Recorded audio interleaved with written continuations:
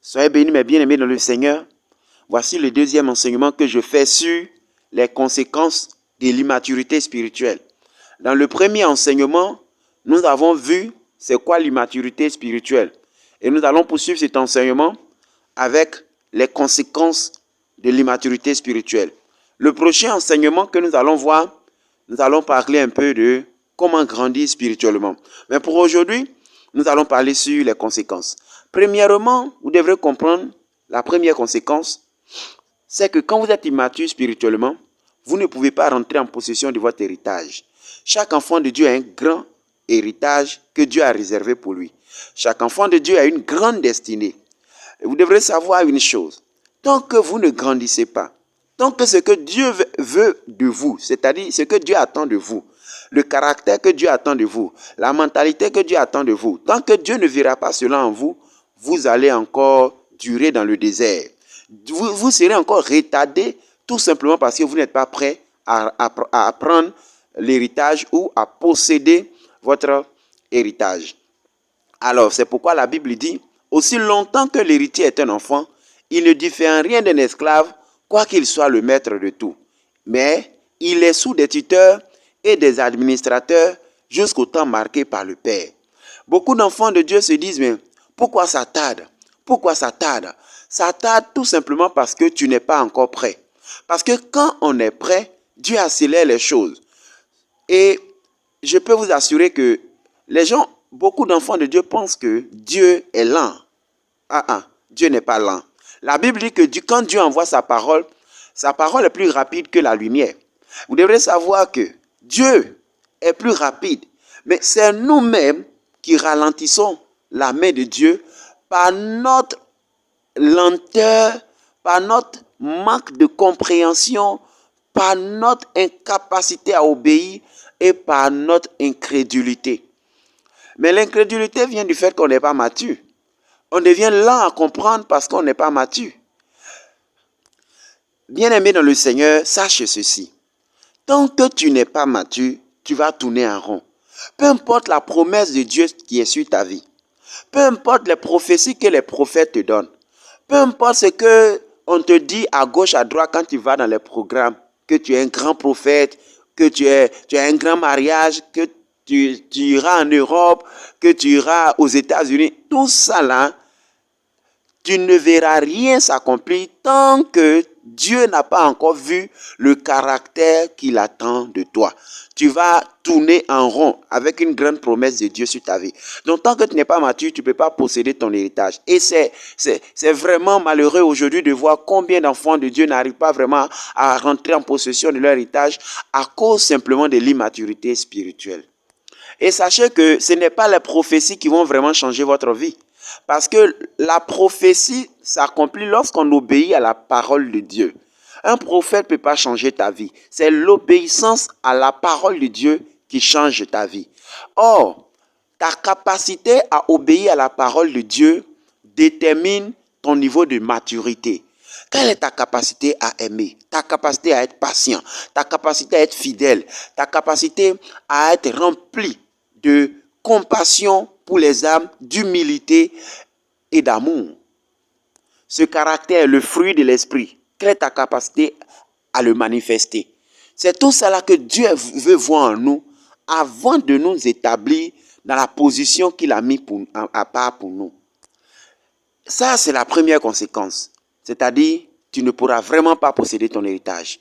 Et tu vas rester sous des tuteurs, des administrateurs. C'est-à-dire, Dieu veut te donner, comme Joseph, l'objectif de Dieu n'est pas que tu sois chez Potiphar.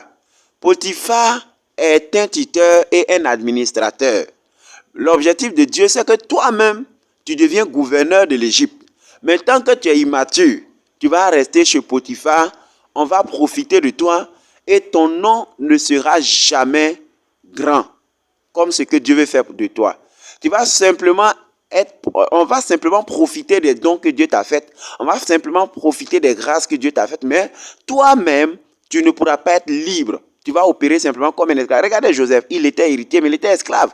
Comme Dieu voulait l'enlever dans cette position d'esclavage, parce que tant que l'héritier enfant, il ne diffère rien d'un esclave, Dieu va permettre une circonstance oui, pour le mettre en prison, afin que de la prison, il puisse maintenant accéder à la position que Dieu avait en tête pour lui. Pourquoi? Parce que ce n'est pas en tant qu'esclave chez Potiphar qu'il pourra véritablement sauver sa famille de la famine qui allait venir, les 7 ans de famine qui allaient venir, mais Dieu savait que c'est en tant que gouverneur qu'il pouvait faire cela. Donc, enfant de Dieu, sache ceci, tant que tu restes enfant, tu ne vas jamais posséder ton héritage et c'est malheureux.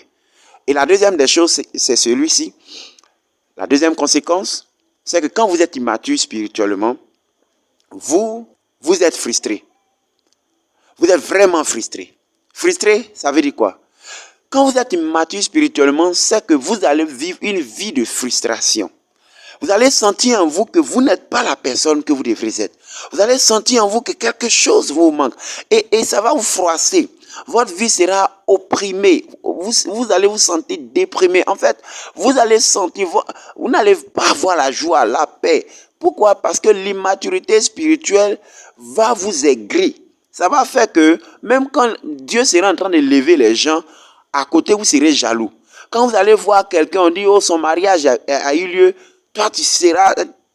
Le bonheur des gens va te rappeler en fait que toi, tu n'avances pas. Parce que quand on n'avance pas, on recule. Et la qualité des gens révèle notre propre défaut. La bénédiction des gens révèle notre propre manque et notre pauvreté. Voilà pourquoi les pauvres, la plupart des pauvres n'aiment pas les riches. Tout simplement parce que la richesse des riches révèle leur pauvreté.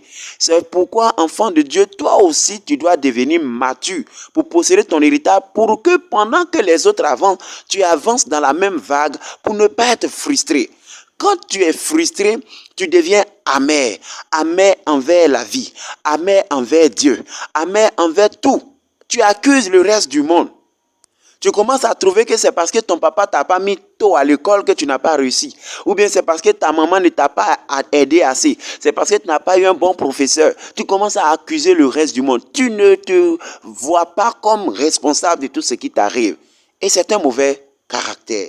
Une très mauvaise attitude. Et vous devrez savoir une chose, c'est que la clé de la réussite, c'est le cœur pur. La Bible dit, garde ton cœur plus que toute autre chose, car de lui viennent les sources de la vie. Quand tu deviens frustré, quand tu deviens amer, ton cœur n'est plus pur. Et quand ton cœur même n'est pas pur, ça joue sur ton visage, ça joue sur ta forme physique, ça te vieillit, ça te rend fané. Tu deviens quelqu'un, peu importe ta beauté, cette beauté-là s'enfuit. Tout simplement parce que ton cœur est infecté. Et quand ton cœur est infecté, tu dégages une fréquence négative.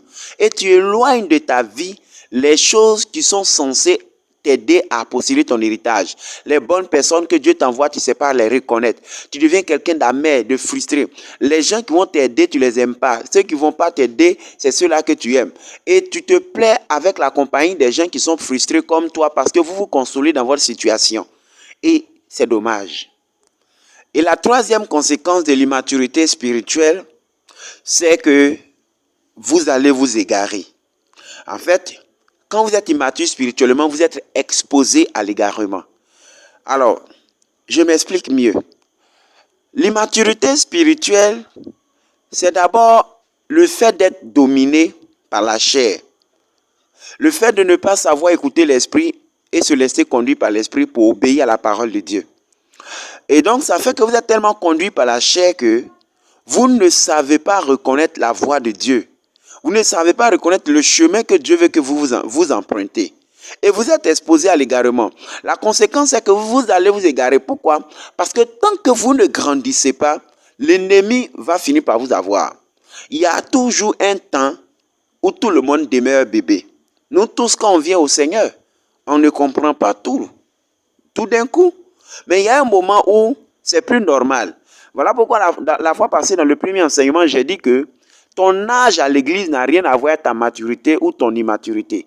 Ce n'est pas l'âge à l'église, non.